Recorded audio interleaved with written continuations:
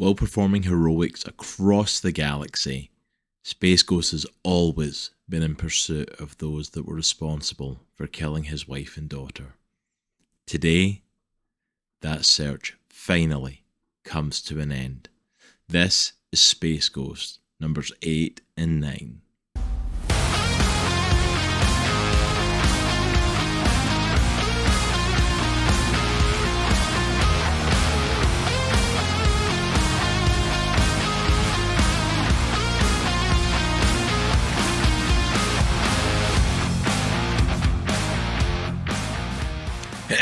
Hello there, Comic Clan, and welcome to Comics in the Cross, the greatest YouTubers that you've never heard of. I, of course, am your host for today, Cross, and we are back continuing our coverage of Space Ghost from Dynamite Entertainment, and today we are looking at issues number 8 and 9. I am super excited to dive into this today, but before we get into that, all the usual YouTube stuff out the way. If you enjoy what we're doing over here and want to keep seeing what we're doing, please go down and hit that subscribe button and hit a thumbs up on the video as well, as it really does help us out. And also, if you want to see the rest of our reviews of the Space Ghost series so far, we have covered the series from issues 1 all the way through. Go and check the card up in the corner to get all caught up. But that's it for our intro. Let's dive right in to Space Ghost numbers 8 and 9. Space Ghost numbers 8 and 9 are written by David Pepose with artwork from Jonathan Law. Colours are by Andrew Dalhouse and lettering from Taylor Esposito. Our first issue begins on the planet Vector, where we see a woman, Mira, calibrating a familiar looking pair of gauntlets. She tells her daughter Lila that she will start dinner in just a minute. A voice then says, if she makes dinner, then what's he going to do with all this takeout? As she turns round, she sees her husband, Dax, arriving home from work. Before they even have a chance to catch up, there is a massive explosion. And as the smoke clears, a ship has landed with an armada of robo-troopers who do not hesitate to start executing everyone in sight. As Dax looks from underneath a pile of rubble, a soldier informs his general that they have found Vector's entire reserve of styranitanium. The Iron General, Metallus, cloaked in shadow, says that with this indestructible metal, the Galactic Federation will face its reckoning. Back in the present day, Space Ghost, Jace, Jan and Blip are responding to a distress call. Drones are attacking the starship Ulysses. Jan checks the manifest and finds out that the Ulysses has some of the most powerful weapons in the fleet, including a city-destroying negatron bomb. Space Ghost puts the kids in charge of the Phantom Cruiser and heads into the fray himself to deal with the drones firsthand. But as he begins to lend aid, he hears one of the drones transmitting a message. Do not attempt to resist. Your destruction remains assured. Space Ghost freezes for a moment. He recognizes that transmission, and the last time he heard it was on the planet Vector, when his wife Mira and daughter Lila were killed. As Jan and Jace destroy one of the drones, Space Ghost sees a robo-trooper's head float past him, and has confirmation that after all these years, he has finally found the steel soldiers that took his entire life from him. He races inside the Ulysses and allows the opportunity for the crew to make their way to the escape pods. Space Ghost then finds himself face to face with Metallus himself, the Iron General. Metallus' interest is piqued as he has heard the rumours and stories of the hero Space Ghost and is willing to test his mettle for himself. He tells Space Ghost few have dared to even challenge him, but none have survived. Space Ghost leaps into action, saying Metallus has never faced anyone like him, but Metallus retorts that he has murdered thousands just like him, and proceeds to throw Space Ghost through the hull of the Ulysses and back into space. Metallus then has his crew secure the Negatron bomb and activate the matter transmitter. Space Ghost, desperate not to lose him again, flies back towards the ship, and in a blinding flash, both the Ulysses and Space Ghost are gone. Jan and Jace search desperately for Space Ghost, but are unable to find him and are unable to reach him via the comm link. At that moment, Jace sees one of the Robotroopers' heads floating past the window and has an idea of how they can try and find Space Ghost's location. Jace is able to connect the Robotrooper head to the computer back on Ghost Planet, and he reactivates it with firewalls in place for protection. First, the kids ask who Metallus is, and the Robotrooper tells them that he is a former war captain of the Galactic Federation, two-time recipient of the Titanium Cross, who was court-martialed following the Robotic Wars. Metallus was guilty of interplanetary genocide and unsanctioned missions into the Outer Rim. He then executed his entire tribunal before escaping.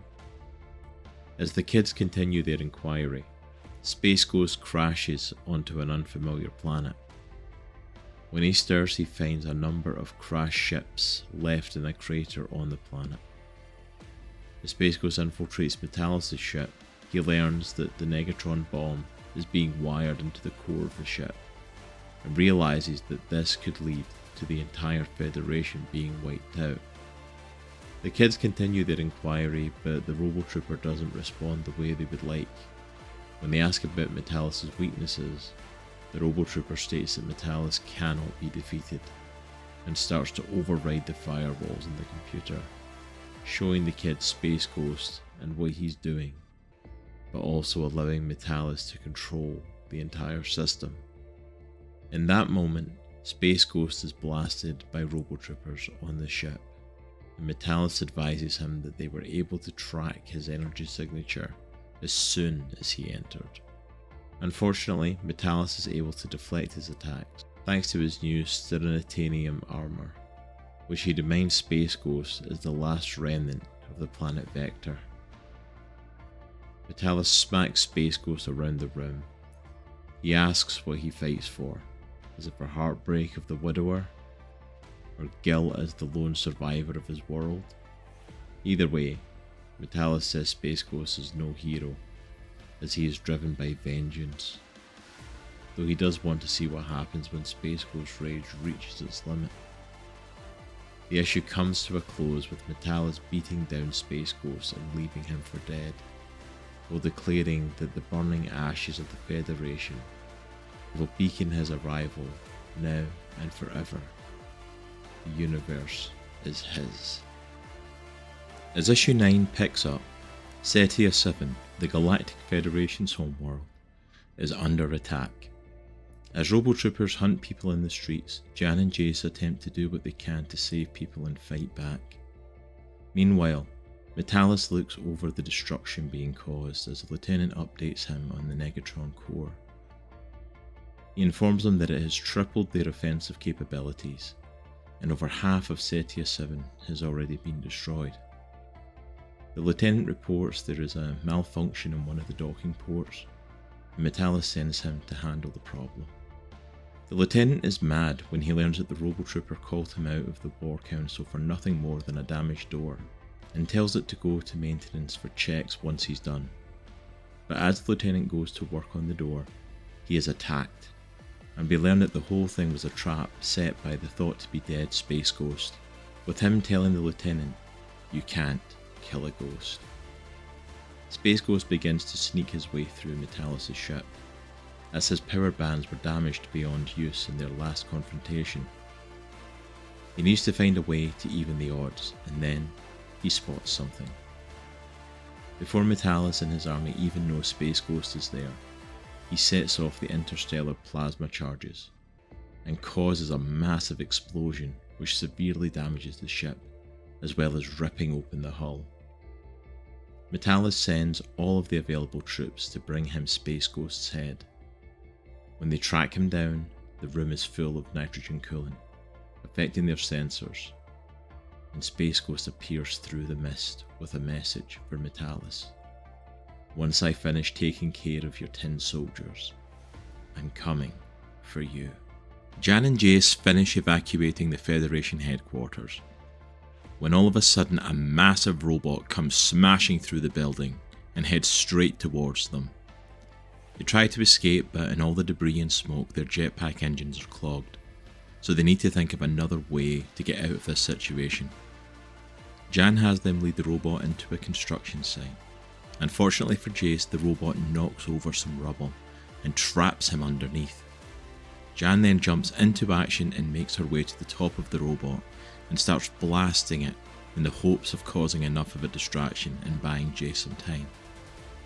Her gamble pays off as the robot is distracted and is caught by an electromagnetic crane being controlled by Blip, and it is lifted off of the ground. Meanwhile, even with his ship severely damaged and Space Ghost making his way to his position, Metallus refuses to relent on his assault on the Federation. He believes that his soldiers can handle Space Ghost, and that the Federation are just a matter of moments from being completely defeated. One of his soldiers then reports that they are receiving a strange energy signature. The Phantom Cruiser is heading straight towards them and is taking out every drone along the way, thanks to Jace reconfiguring the elemental cannon to fire an electromagnetic pulse. Metallus is shocked that Space Ghost's proteges are still pushing forward with their assault, but say if they are so eager to be killed alongside their mentor, then they can join him and readies the Annihilator cannon. Before Metallus can fire the weapon though, Space Ghost arrives. He charges through a number of the Robo soldiers and straight into Metallus as they hit the Annihilator cannon, causing it to miss the Phantom Cruiser. Jace takes advantage of the opening and fires their electromagnetic pulse at Metallus' ship, which blasts him and causes the ship to crash into the city below. As Space Ghost pulls himself to his feet, he is able to grab pieces of the Styranitanium and straps them to his fists. He says that the metal is said to be unbreakable, so let's see what breaks first, Metallus' armour or Space Ghost's fists.